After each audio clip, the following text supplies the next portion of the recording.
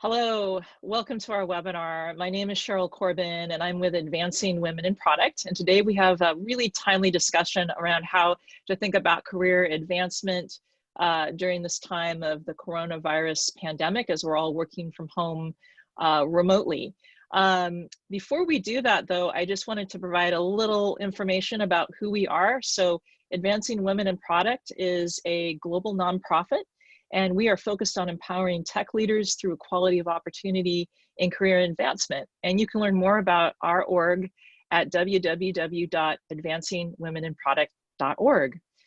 All right, so now I'd like to introduce our panelists for our discussion today. So first off, Bob O'Brien. Bob is a senior product manager for Windows modernization with Amazon, and he's also a technologist and business leader with skills span over 40 years with corporations such as Amazon and Microsoft and Nordstrom. So welcome, Bob. Next up, we have Emily Kruger. Emily is a VP of product at Cascada. That's a Seattle-based startup focused on machine learning. And she's also head of our programming for our Seattle chapter. Thank you for joining us, Emily. And finally, we have Holly Saltman. Holly is a rock star technical recruiter with Prime Team Partners, which is also in Seattle, and she has over 13 years of staffing experience focused on finding career opportunities for skilled technologists and for a variety of companies. So welcome, Holly. All right, so to kick things off, I just wanted to talk a little bit about this new world that we're in of working from home full time.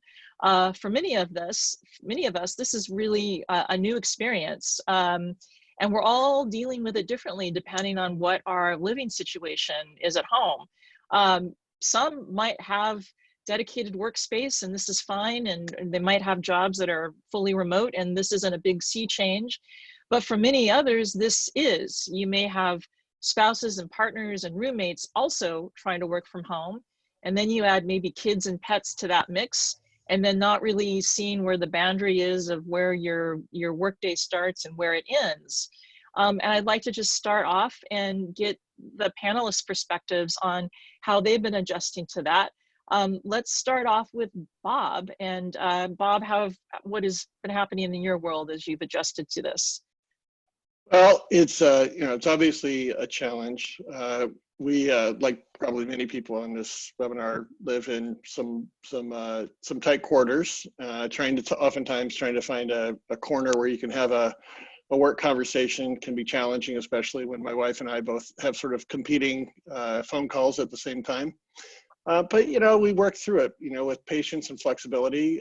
We sort of coordinate with each other's schedules and try to make sure that calls don't overlap if we can do it. And I think the most important thing is just maintaining a routine. I just go through a daily ritual as if I was going to work so that I can sort of get my head in the right space to just, really set my intention about what I'm doing, what I'm focused on, and I give myself lots of breaks. Seems to work well, but it's definitely a challenge. Great, thanks, Bob. How about Emily? How about for you? How has it been working for you? Yeah, I feel very fortunate to have a job that can be done 100% remotely, and like so many out there who are being impacted by this virus. But it's obviously a challenge to be able to find working space and making sure, like Bob said, you're setting the right hours for yourself and kind of remembering to eat lunch and all of those simple things. My partner and I do have enough room, which is nice, although I am set up in the living room, as you guys can all see here.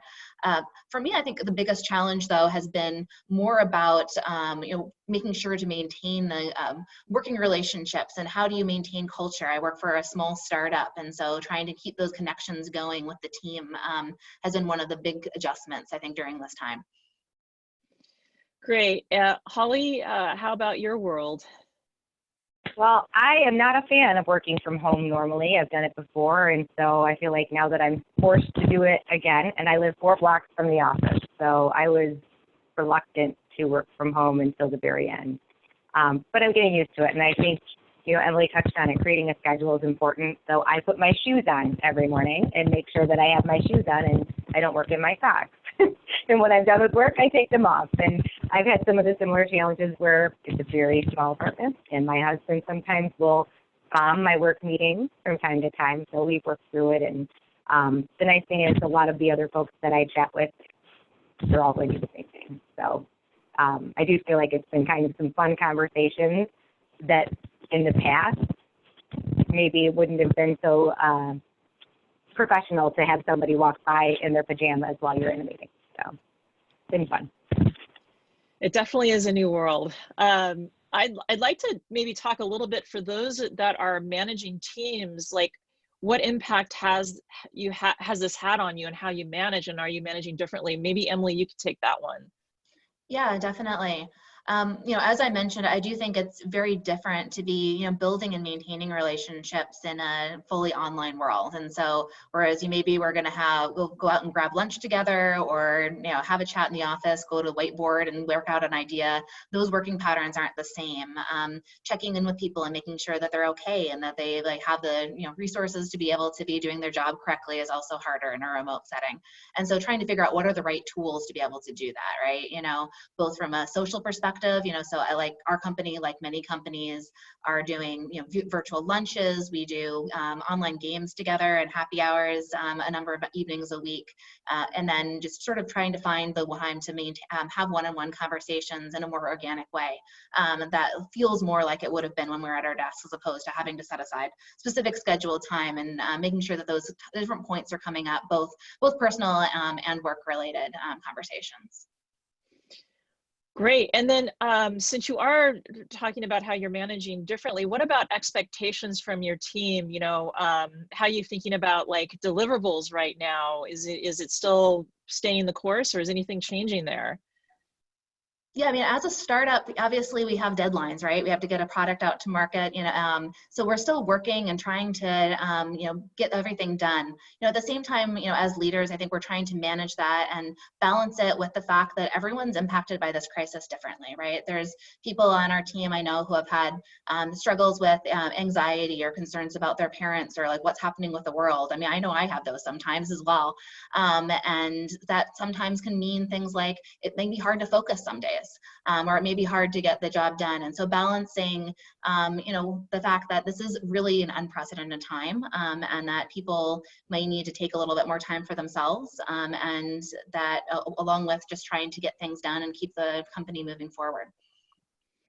Great. Holly, just from your perspective, since you are a recruiter, just thinking about what are you hearing from some of the folks around sort of the expectations and things like that? What are you hearing from your side?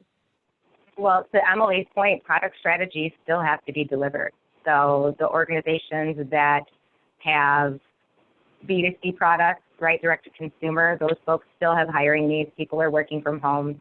And we're also seeing, on the financial side, electronic funds being transferred is something that I've seen come up, right, where people don't want to exchange money. So you'll see companies that are hiring for those types of things. So hiring is still happening.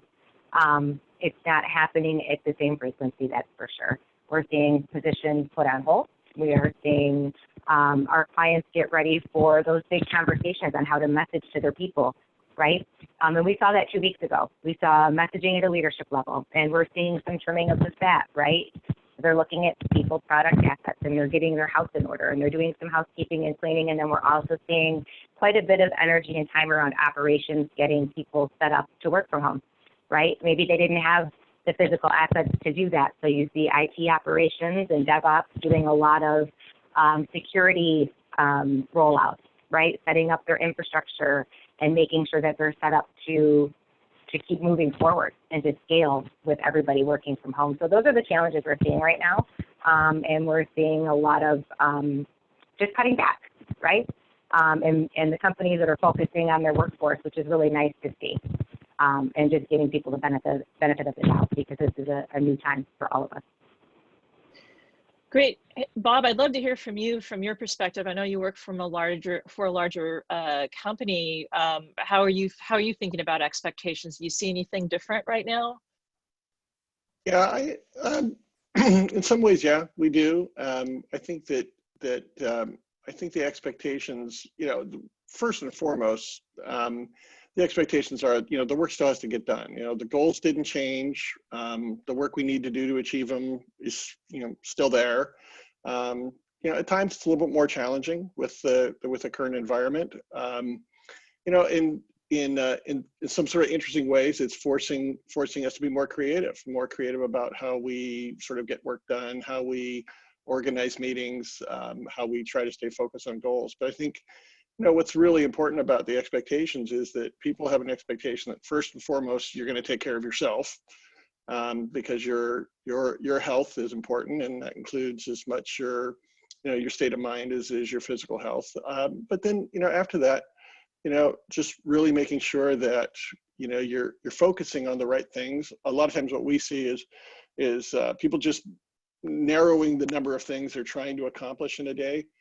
Maybe not have as broad a set of things to try and do 3 or 4 or 5 things at the same time. Focus on 1 or 2 and just really drive them through, and try and drive some results and some success with those things, so that you sort of feel like you're making progress and accomplishing things. Great. I think those are really great. Great to hear how you're all working through that. So I think I'd like to move then to our main discussion is thinking about our career. And the first area I'd like us to talk about is how we should think about internal advancement. And even if we should think about focusing on that right now, many companies, many smaller companies are maybe doing pay cuts or, laying off people.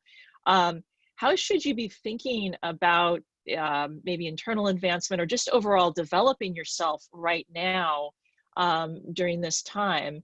Bob, why don't we start with you? Do you have any suggestions about how someone can really show leadership right now during this time that we're all working through? Well, I think that, the situation being what it is, the opportunity that really sort of surfaces in all of this is to really embrace sort of the new norm. We have to do things in a different way. It is creating a different kind of work environment. Some of that is probably going to stay for a long time, even after COVID, might even stay permanently. And so the real opportunity, I think, here is sort of threefold. One, you have an opportunity to sort of embrace the current situation and really be creative and supportive of it, and find ways to encourage your colleagues and others.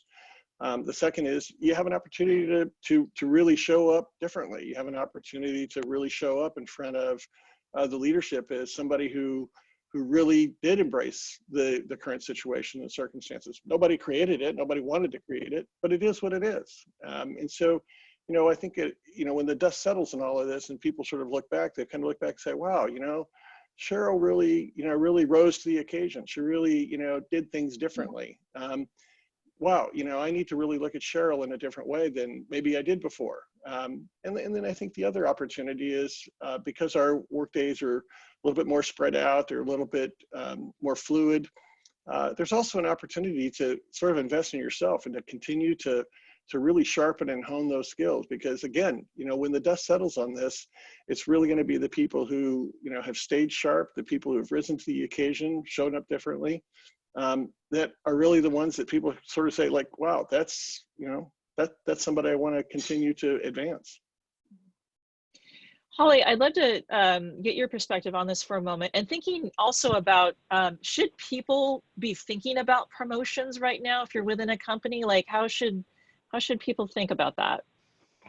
It's pretty interesting you bring it up, because I do feel like right now, if you're in a small organization, asking for a promotion probably isn't timely, right? But to Bob's point, it's time for all of us to lead by example, to do what's right, to take a big look and think big picture, right? And when you think big picture and you lead by example, it stands out. It gives you an opportunity to innovate. And who are going to be recognized are those people that actually made a positive impact during this time. Did they help their peers, right? Did they help drive innovation, whether it was help their peers set up their home network or figure out how to test out their Zoom? But we're seeing a lot of innovation just overall because we're all doing it now, right? Zoom meetings, having separate chat rooms, trying to figure out how we're going to stay connected is a big challenge for everybody right now. And it's kind of fun. It's fun, yet it's still, I think, pretty uncomfortable. And we don't know what's going to happen in the next few weeks, but I do feel like it's a time for us to innovate and get better at our work from home skills. And it's not easy. I will say that. Hey, Emily, do you have any tips on how folks can continue to grow or how you see it right now? Yeah, I mean, I think that Bob and Holly both make great points. Like, this is, time to keep showing up, right? We're all, struggling through this to a certain degree, but I think that there are opportunities to continue to grow. Just because we're stuck at home doesn't mean that we can't and continue to grow as professionals, as people. And so there's a lot of resources that are available online. I know we're going to talk about networking in a bit, but there's a lot of courses that are available for free now that maybe weren't available before, or content from conferences that have had to move into online modes. There's opportunities to really learn and expand your skill set, because we do have extra time. We are home, we're not necessarily going out and doing things that we would have, in the community in our normal lives. And then thinking also similarly how you can be growing in the workplace. It's probably, like Holly says, maybe not the right time for the promo conversation, but you can do a lot of growth and you can show a lot of leadership, even if that's not going to be an immediate goal for you, right? And so thinking about ways that you can expand your impact, thinking about ways that you can mentor and help other people who are maybe struggling during this time, and sort of show show your leadership potential remotely. Great. Well, this was really great, insightful ideas about just where you currently are internally, but what I'd like to switch gears and talk about external for a moment. Like, what if you are in the middle of a job hunt? You could be employed and you wanted to make that change, or maybe you're unemployed and you're looking for something. Holly, I'd love to understand from your perspective, what does this marketplace look like right now for job hunters? Well, we're seeing a lot of new online communities. Like Emily said, we're seeing new online subscriptions that are free. We are seeing Netflix just came out with, chatting and watching movies with your friends. So we're seeing a lot of changes when it comes to how we're going to get together as groups and talk and promote yourself right now during this time. But it's also a way to push content. I mean, we have LinkedIn, which has grown so much, I would say, over my entire career. When I remember when I didn't want to use it, but people push content. And even just getting on and pushing content is a way to make your own self-brand. Digital footprint is important. How you are portrayed, not only in the physical sense when we are working together, is important, but the way employers view you and your digital footprint is going to be very important. And it has been in the past. This isn't new. So I think we're all going to be better at the content that we push out, and we might be more thoughtful too. So it's the time to re-innovate. Are there any, yeah, I mean, if you're a job hunter right now with all of these changes, should you be thinking about how you go about the hunt a little bit differently from what you've been doing?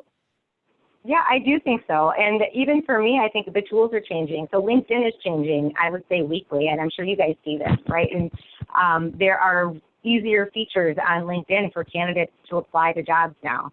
So it is how I used to say when I was a realtor back in the day, you have to paint the walls and clean your house before you put yourself on the market. And your resume and your digital footprint is very much the same. Front-end engineers have a portfolio, so sometimes it's really easy to look at that digital portfolio. But if you're talking about somebody else who might not have that front-facing media job function, they're not going to have that same idea. So the back-end engineers and the testers sometimes have longer resumes, and it's a time to clean that up, maybe shorten it, and make your story online. Great. Hey, Bob, I'd love to get your perspective. So I know you've been doing a lot of interviewing a lot of candidates lately, and I'd love to just hear like what is changing right now, and what are you looking at maybe differently, because you can't actually, bring folks in. Yeah. No, it's true. And I think, the first thing is that, we certainly see a lot more conversations. I know that, when Emily and I have talked about this before, we see a lot more one-on-ones, a lot more conversations with different people.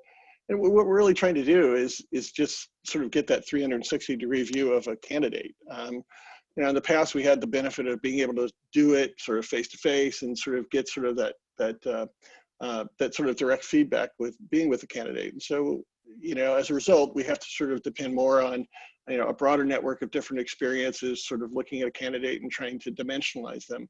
I think the other thing that Holly really touched on is super important here, which is your digital footprint. You know, more than ever, you know, I know, you know, when I look at candidates, I'm spending more time sort of looking at their background. And I'm not looking at LinkedIn so much as trying to find the negative things. I'm just trying to find things where they've published, maybe they've done some writings where I can get, you know, a better read inside how they think about problems and how they do it versus what I get in an interview question. So I think one of your opportunities in this environment is, you know, to write articles, you know, make postings on LinkedIn, you know, post to a blog, find interesting articles or research that you can comment on, because at the end of the day, you know, it's really your opportunity to give recruiters the evidence that they need to actually get you the interview that you want. Great. Emily, I'd love to ask you, you know, you've got a small startup and I believe you have open roles. Yeah. How are you thinking about this as far as like, would you hire somebody that you couldn't actually meet in person? Tell me a little bit about how you think about that. I mean, I think that, you know, the global situation hasn't really given us a choice. I mean, I think in particular for strategic roles that are important for us to hire in the short term, we need to be thinking about new ways to be making sure that we can qualify candidates and in this online format. And so I think Bob hit on a couple of points that are, you know, some of the ways that we've thought about this is in changed world. So one of them is, you know, extending the interview process, making sure that we are really thinking deeply about candidates and having opportunities to, if one person interviews and has some questions or areas they think they didn't dig deeply enough, make sure that there's another conversation, and that these conversations normally may have happened over a single day and on-site, but there's just not the same ability to be pick up on those nonverbal cues and make sure that this is somebody that you're really excited to work with and really want to work with. And I think that one point that hasn't necessarily come up here yet is don't forget to keep networking as a job searcher, right? So for us, you know, an easy way to make sure that a candidate is going to be great in person, even if we can't meet them physically, is to have a referral from someone who's worked with them before and who really trusts them and knows them, and we can trust their opinion. And so thinking about, you know, dusting off your that networking list and going to reaching out with people, having one-on-ones, particularly for actively job searching, finding who's still hiring, that's some of your best tools. That's great. And that's a really good segue into the next topic that we want to talk about, which is networking strategies, right? So when we think about networking, right, a lot of times it's conferences or happy hours or other events. And, you know, I don't know when those are going to come back anytime soon. So this is all changing. Holly, I'd love to hear from you. Like, what tips could you share with our viewers for successfully networking while we're remote?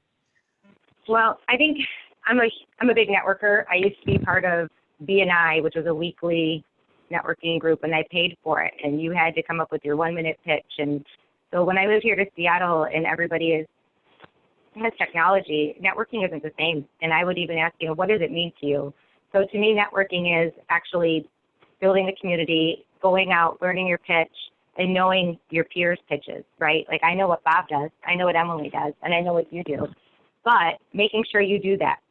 And you can still do that virtually. I mean, you have a phone, you can pick it up and you can call. So networking is knowing who your network is. Who are your advocates? Who are the people that I can give back to that will give back to me? And there are organizations around in Seattle that we've met at, right? We can't do that now, but now they're moving online. So I'm finding myself in a new space with New Tech Seattle, which I'm volunteer director, but we just launched our New Tech Plus. And my responsibilities for that are I have to contribute to certain things each week because I have to give back to that community. So it's what can you do for your network right now in this time that's going to not only self-servingly help yourself, right? But there are things you can do that work for yourself at the same time, like this right now. But yeah, it's how is your network impact you and how can you leverage it? And it's having the conversations. And this is a great time to build relationships and share some of the vulnerable stories that we have right now about working from home and how it's going to take us to the next level. Great. Bob, is there anything that you want to add to it, or do you see that the same way? No, absolutely. In fact, I would have sort of +1 on Holly's point. You know, networking, you know, well, Holly and Emily both made this point. You know, networking is still the most valuable collateral you've got. And I would say that's true whether you're looking for a job or whether you're in a job. I mean, there's still networking within the workplace that needs to be done. But more importantly, I think there's, if you look at a lot of these activities and events, Meetup was a great example. I know a lot of people who went to meetups in order to sort of do networking. There's a couple of professional networks in the area that I know Holly and I are both participants in. The reality is all of these guys, these user groups, these face-to-face groups, they're all going online. They're all experimenting with this new medium. Some of them are dialing it in more quickly than others, but the reality is, one of the things that, everybody has to remember is we're all in the same boat. It's not like, you as an individual out there are alone. We're all trying to figure it out. And all these groups are trying to get online in ways in order to keep that momentum going. And so I encourage you, find them, seek them out. They're all trying different things. And each one is a way for you to continue to build your network, continue to stay sharp on your skills, continue to meet new people, right? That just doesn't stop. And so I think there's just a real opportunity in that. But Holly's exactly right. There are probably more opportunities to network now than there ever were, because now all of these groups are actually promoting the fact that they're online. Whereas in the past, it might have been, sort of word of mouth that you found out about a particular group. So yeah, I would say take advantage of it liberally. It's a great way. Yeah, I mean, from what both you and Holly said, I mean, in a way, it almost sounds like it's a little bit easier because you don't actually have to plan travel to leave, and you can do this right at home now. So it's great to see that all of these tools they're coming online and making it easy. So these are great ideas. Emily, is there anything else that that you see that you would like to take a shout out about how to network? Yeah, I mean, I think two other points that I can think of. One is that I think that, like your guys are saying, networking is better in some ways. And it's not just that there's more groups that you're able to find online. I think that it's, at least I've noticed personally, that my ability to physically attend events is obviously really increased. So I lived on the East Coast. I'm born and raised there. I started my professional career there. I'm still on mailing lists in New York. I could never go to those events, right? And now they're all moving to online, and I can start going to those events. I can reconnect with people I maybe haven't talked to who are still attending them. I can take advantage of that content in a way that you wouldn't have if it was you had to go to the room and physically be there. And that's true of events that are happening all over the world. So to me, this has been a really exciting and fun time to kind of expand learning and to reconnect. And then it's not just groups. I think it's also one-on-one. And so I know that I've noticed it's been much easier to get meetings with people, right? And this could be, meetings professionally for work. And it could be your, sponsors or mentors may have extra time for you. That people, are home. They've got more time to sit down and have the conversation. They're, seeking out physical, personal connections to people that we're not being able to get anymore because we're not out in the workplace in our physical form. And so thinking about ways that you can use this time to build some of those relationships one-on-one as well, I think is really important. And that you may find people are more willing to have the conversation or more willing to kind of spend more time with you now than they would have been in business as usual. Great. I think these are all great ideas. I mean, I'm actually, this makes me feel very optimistic if I were in the market right now, or even just, just the networking aspect of it. Great ideas that we should all be thinking of. So we've had a really great, insightful conversation around just learning like what it means to work from home and manage people as well. We've talked a little bit about some internal career advancement strategies, as well as how to think about that if you're externally in the market looking for your next move, as well as these great tips on networking. I'd love to just go around to each of our panelists and just get just one tip overall that you could leave with our viewers as a takeout. So maybe Emily, we'll start with you. Yeah, I think that there's like a lot of great advice online about working from home and making sure that you're setting your schedule and prioritizing things appropriately. I think that the flip side of that is to remember to be kind to yourself and kind to other people. This is a tough time for everyone. We're all kind of figuring it out together, and there's going to be days where you can get a lot done, and there's going to be days where maybe you can't get as much done, or sort of the weight of this all is like really heavy on your shoulders, and that's okay. And it's okay, and to sort of give others the same leeway as well. We don't always have to be learning a new language or writing the next great American novel, or that there is plenty of things that are this is tough, right? And I think that to remember that and to continue to take care of yourself is important. And then the second point would just be to look for the silver linings. I think that we've mentioned this with the networking. I think that there are a lot of great opportunities now to learn, to grow, to think about kind of the next steps in your career, the next steps personally, and a lot of more online resources to take advantage of to be able to accomplish those goals. So think strategically, think outside the box. Don't be discouraged by what's going on. There could be some really great things that wouldn't have been a possibility otherwise because we are at home. Great. Holly, how about your tip or tips? My biggest tip is embrace the vulnerability. Be vulnerable. Try something new. When you're vulnerable, it's the best time for you to learn and absorb. So like Emily said, self-care is important. We're all vulnerable right now, but we are all in a new space of digital promotion and promoting ourselves and trying to balance the work from home. And so giving yourself the time and the benefit of the doubt and being vulnerable is going to be a really interesting time. I'm really excited to see what the outcomes are going to be in the next 90 days and how some of the companies are embracing the vulnerability, because we're all vulnerable, which I think is really great. So enjoy it. Thanks, Holly. So Bob, I'll let you weave our closing tip. Thanks. I think it's been said a couple of times through this webinar. And so I'll sort of say it again, maybe slightly differently. First is just embrace the moment. I know there's uncertainty. I know there's challenges. Some of us, are dealing with work at home situations that are more challenging than others. But embrace the moment. There's, Holly's talked about this before. Emily sort of talked about this. I mean, there's probably more content that's getting updated and refreshed on the web than we've seen in a long time. And in that sense, it's sort of like being a kid in a candy shop. There's tons of great content out there and great things to be able to catch up on, to keep your skills sharp, to pick up, some additional skills.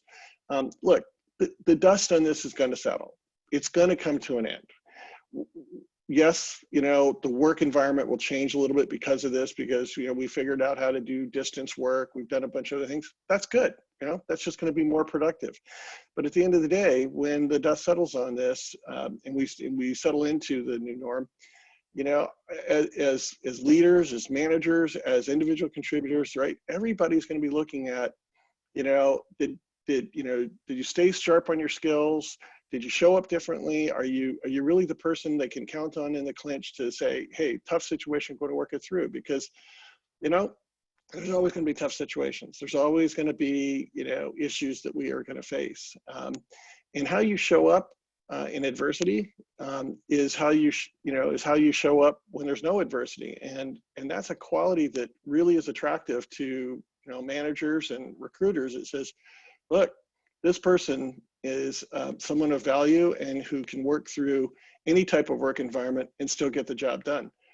And for those who are faced with, trying to find that job, it's still the same thing, right? You still have the opportunity to show up in a way that is, really positive and attractive to people. You are still the same person who had all those skills before, right? It didn't change. You're still worthy of hiring. You're still worthy of promoting. You're still worthy of all those things.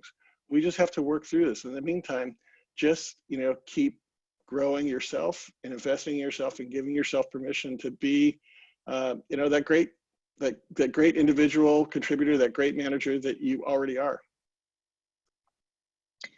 Great. Thank you, Bob. this is also inspiring. Thank you for this insightful conversation. I hope those that are watching this that you found this helpful as well, and that you can use maybe some of these tips as you think about what's going on in your personal world. Either it's how you're dealing with work from home, whether it's how you're thinking about internal navigation within your company or external, and also networking. So thanks again to all of our panelists, Bob O'Brien, Emily Kruger, and Holly Saltman. And if you'd like to learn more about our organization, Advancing Women in Product, you can visit our website. It's www.advancingwomeninproduct.org, and you can see our upcoming events. And if you'd like to become a member, if you're not already one, we'd love to have you join us. It's a great networking opportunity. All right, thank you again, and have a wonderful day.